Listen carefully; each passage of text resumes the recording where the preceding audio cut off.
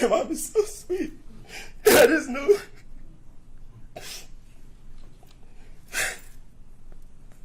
I wish I could take it back.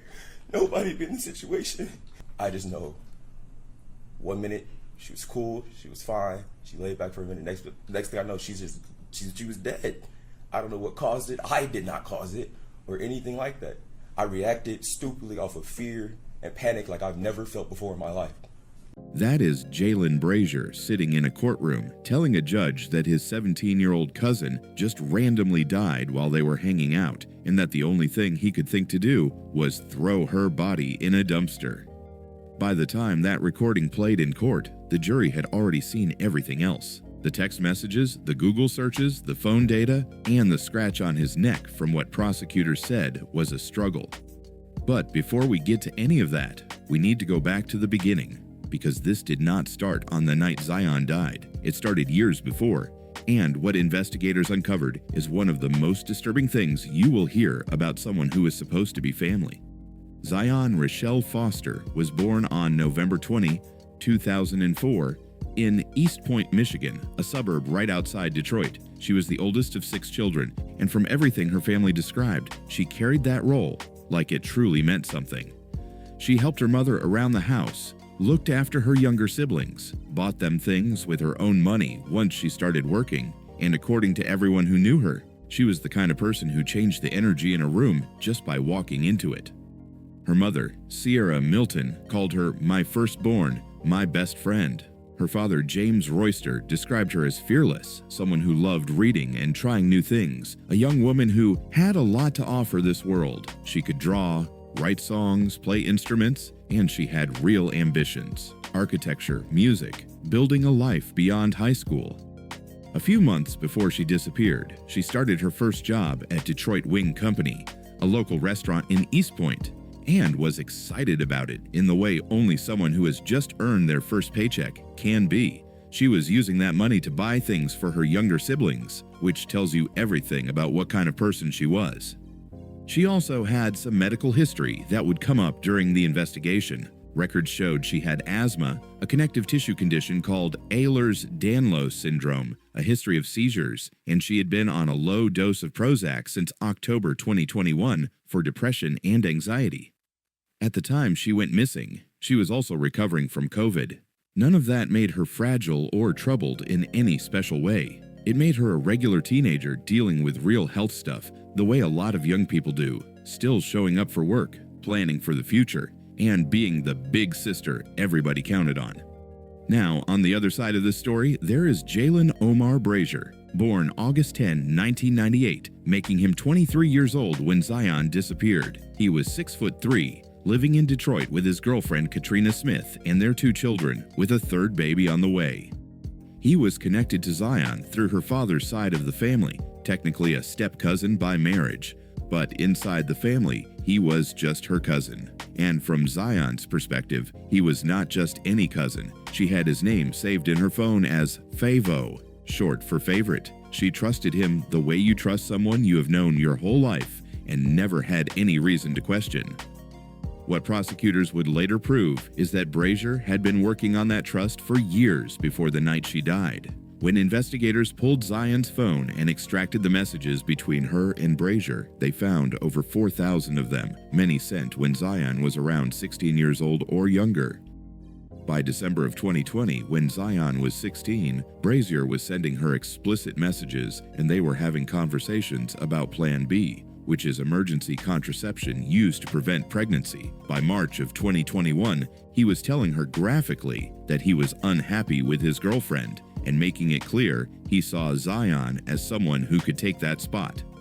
By May of 2021, he was offering her a place to stay in his basement and specifically telling her to have a friend delete their conversations so nobody would find out what they were discussing. Prosecutors called it what it was: grooming. A grown man with a young one and a pregnant girlfriend using his position as a trusted family member to slowly pull a teenage girl into something no adult should ever put a young one near. The fact that Zion trusted him, her mother and whole family trusted him, that was not an accident. That was exactly what he had built, deliberately and over time, so that when the moment C. On January 4, 2022, Zion finished her shift at Detroit Wing Company at around 10 p.m. She came home, spent time with her family, and then asked her mother if she could go hang out with Jalen. Sierra said yes without hesitation, because why would she say no? He was family and had always been around. Zion grabbed her phone and a small purse and walked out wearing her work sweatshirt, black pants, and black shoes, no jacket even though it was January in Michigan, because she was only planning to be gone for a little while. At around 10:40 p.m., Brazier pulled up in his white Acura sedan with tinted windows, and a neighbor's Ring doorbell camera caught the whole thing. One detail that stood out at trial was that he did not pull into Sierra's driveway the way he normally did when visiting the house. He parked down the street in a neighbor's driveway, like he was trying to avoid being seen directly at the door. Zion got into his car, texted her mother the address of where they were going on Greenfield Road in Detroit, and also texted her boyfriend Vertez Gonzalez to let him know. Her boyfriend had already told her before that he did not feel comfortable with Brazier, that something about the man did not sit right with him. Zion was not concerned. This was her favorite cousin, the one she had always been able to trust. A doorbell camera across from Brazier's Detroit home recorded the white sedan arriving at around 11:14 p.m., with both of them getting out and going inside together. That was the last time anyone outside that house saw Zion alive. No camera anywhere ever recorded her leaving. At 12:59 a.m. on January 5, Zion sent her final text to her mother saying she was on her way home, then sent the same message to her boyfriend. About 15 minutes after that, her phone went completely dark. Calls from her mother and her boyfriend went straight to voicemail. While that was happening, Brazier's phone data was recording a completely different picture. Around 1:41 a.m., surveillance showed his white Acura backing into the driveway with the rear of the car facing the house and someone briefly stepping out. Then at 1:44 a.m., his phone left the house and traveled to a parking lot in Highland Park, behind a shopping center that had large dumpsters and no streetlights. His phone stayed there for about 6 to 7 minutes, starting around 2 a.m., then returned to his home. By morning, Sierra had not slept. Her daughter had said she was on the way home and then vanished. She called Brazier right away because he was the last person Zion had been with. He sent Sierra texts pretending to be confused and frustrated, showed her security camera footage of his house that had convenient gaps in the recording, and suggested that Zion had probably used his address as a cover story so she could be somewhere else without her mother knowing. He even offered to help with the search. He showed up and walked through his own neighborhood with Sierra, putting Zion's face on telephone poles, knocking on doors, asking if anybody had seen her, while knowing the whole time exactly where she was. The whole time he knew her body was rotting in that dumpster just a few hundred feet away.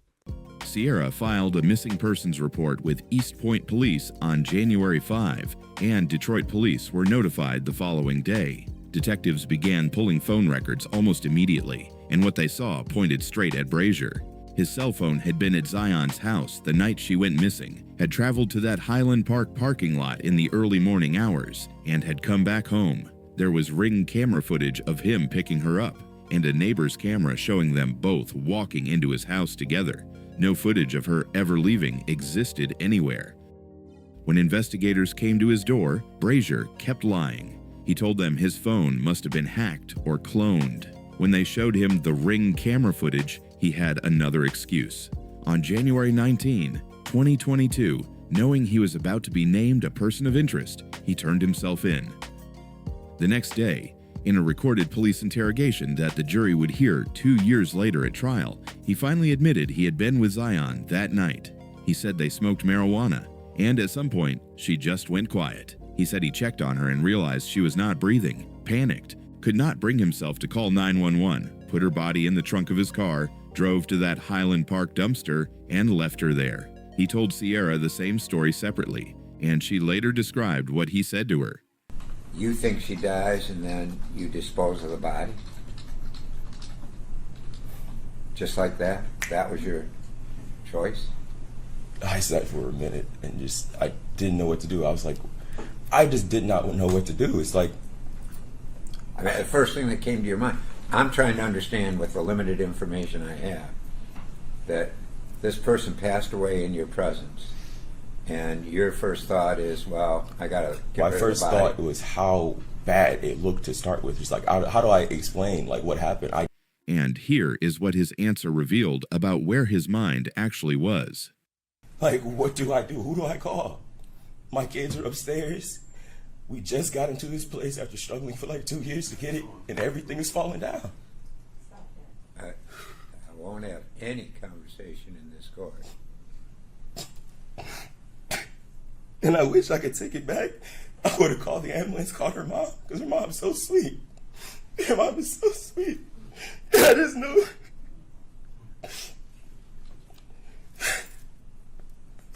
I wish I could take it back.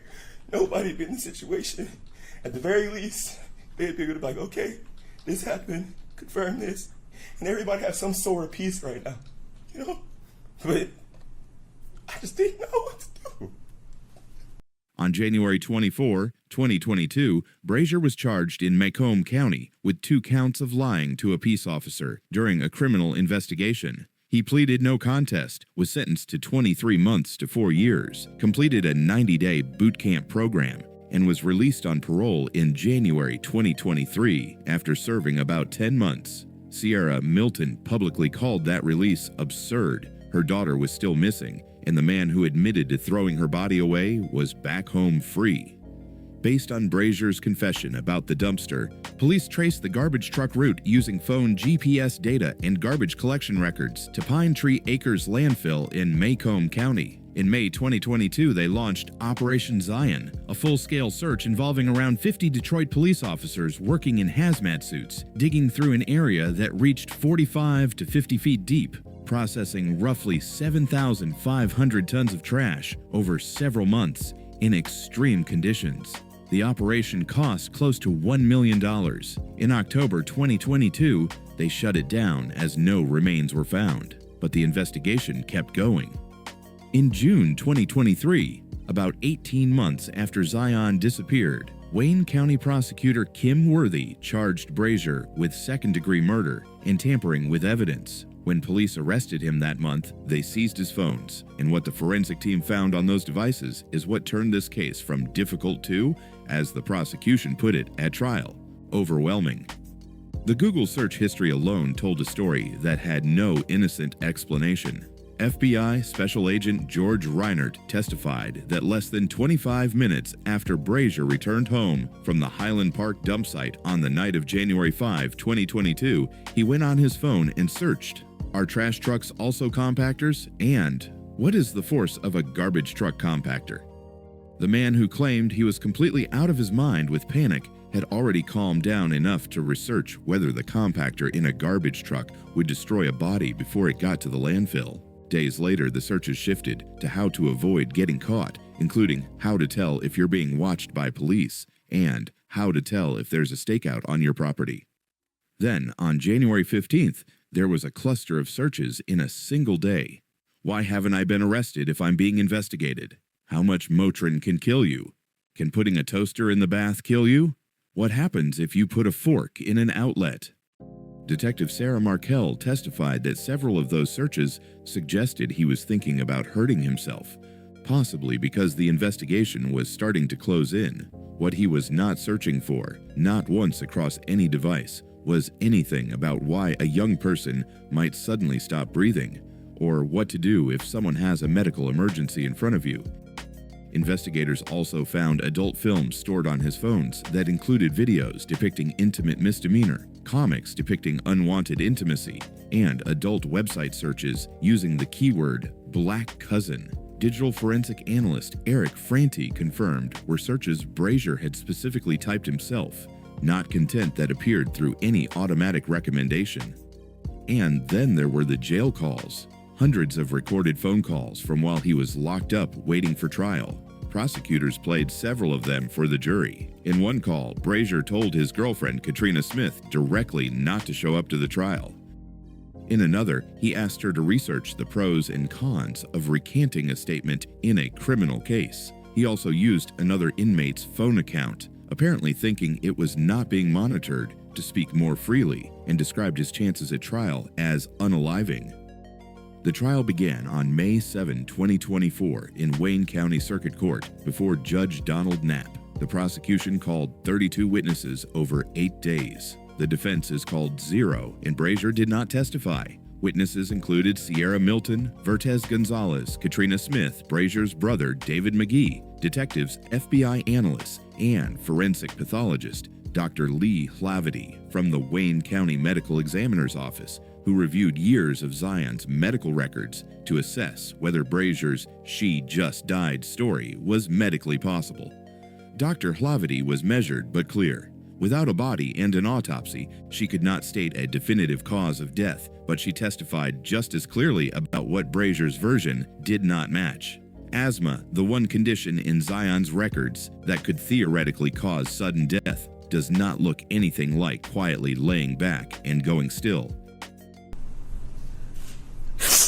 But the fact is that it seems to me like he was hiding. He didn't pull up in my driveway. He pulled up in my neighbor's driveway. And he's pulled up in my driveway before. We've given each other a hug. I've spoken to him. He came that night and he picked my baby up by pulling into my neighbor's driveway and then parking in the front of my other neighbor's driveway. He called me. He called me on the 5th when my baby didn't come home. He called me to say, I don't know why Zion would lie, and put me into this. I haven't seen her in years. I haven't seen her in months. And I'm like, what? It wasn't too long ago that I saw you. And even knowing that my baby has been in contact with him, I kept going to his house. I just wanted him to tell me the truth. I stayed up for nights, for days, panicking and being so fearful. God, please don't let my baby be dead. Please, God, don't let my baby be just thrown away like she's nothing. These are the things that I prayed.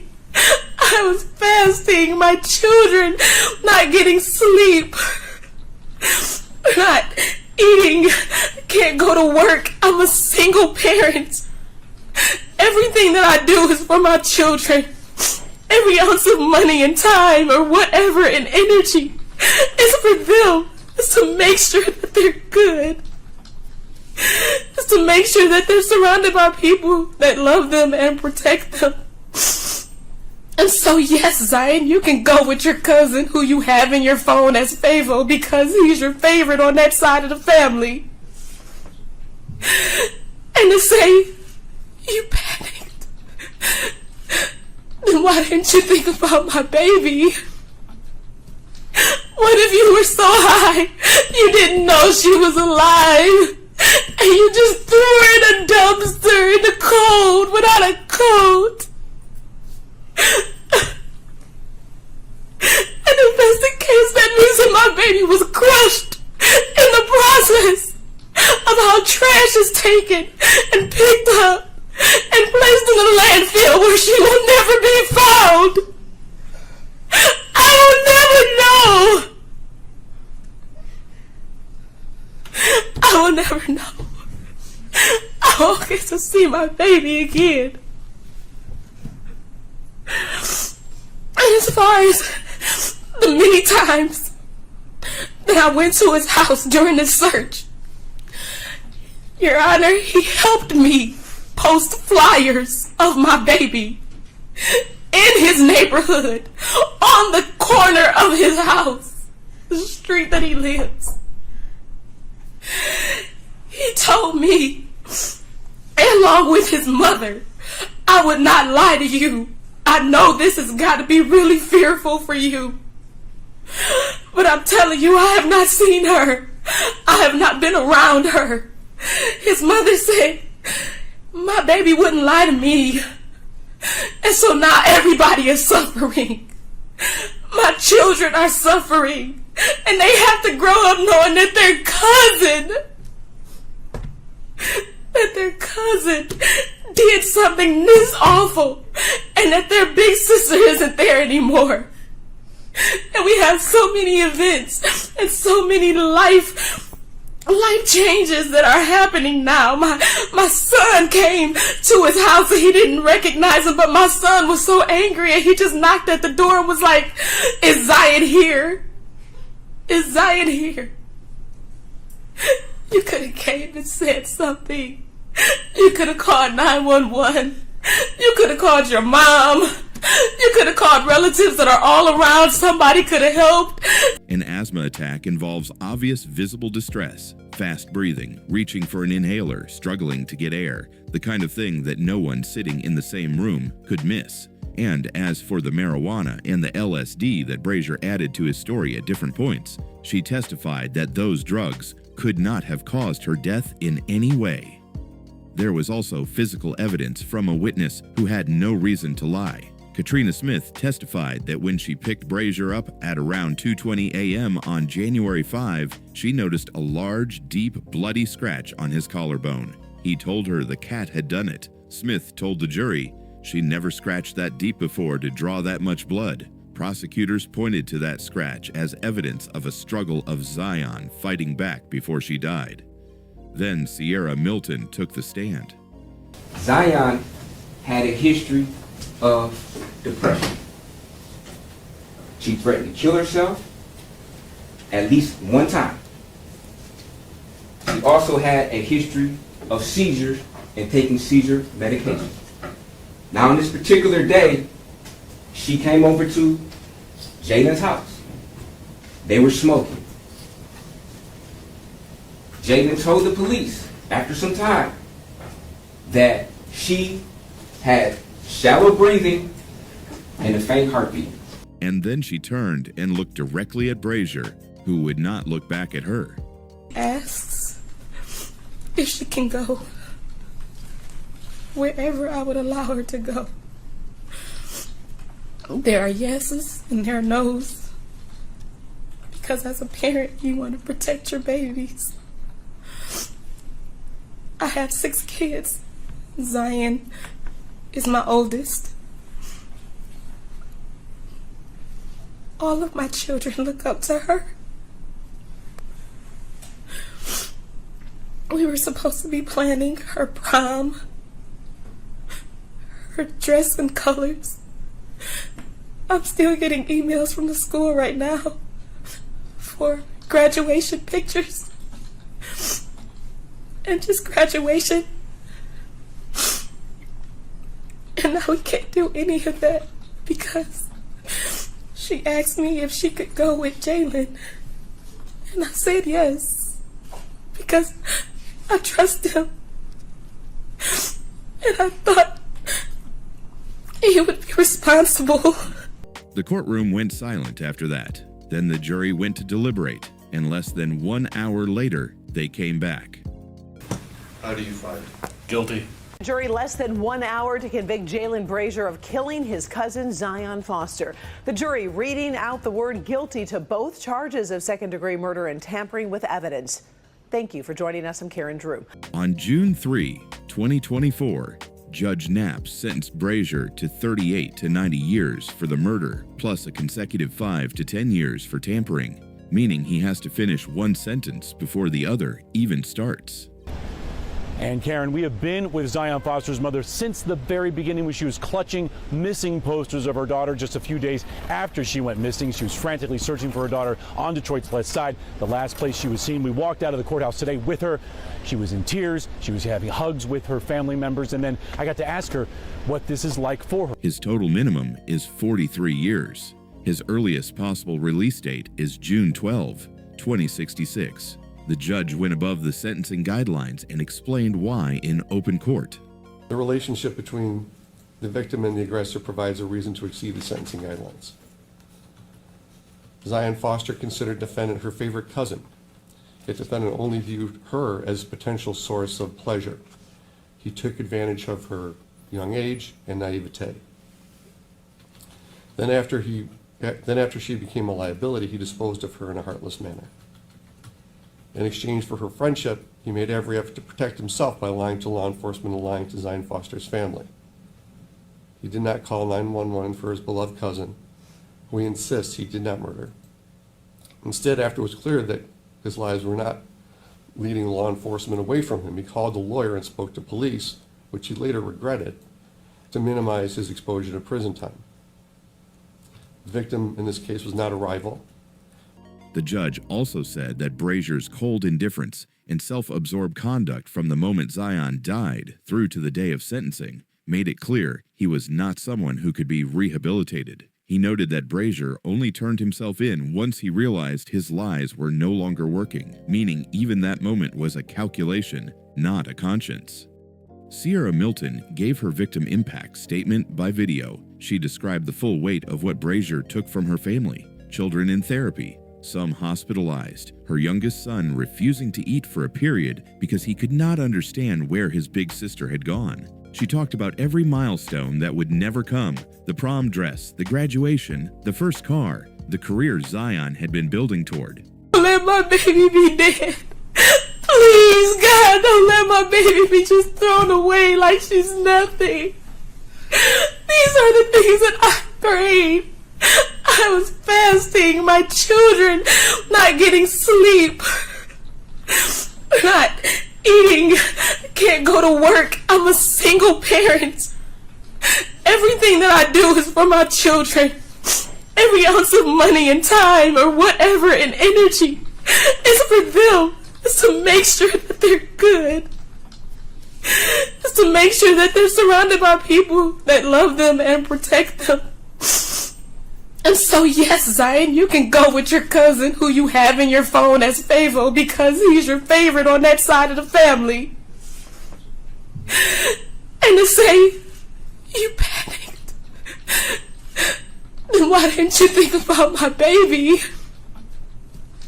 What if you were so high you didn't know she was alive and you just threw her in a dumpster in the cold without a coat? Zion's body was never recovered. There was no funeral in the traditional sense because there was nothing to bring home. Her family has had to grieve for someone they cannot lay to rest, and that is a kind of pain that does not have a clean ending. What they do have is a conviction, a sentence that means Jalen Brazier will very likely die in prison, and the knowledge that when the jury looked at everything he thought he had hidden, they saw right through him in less than an hour. What do you think could have pushed Brazier to kill Zion? Let me know in the comments section. Click on one of the cards on your screen to see more videos like this. See you in the next one.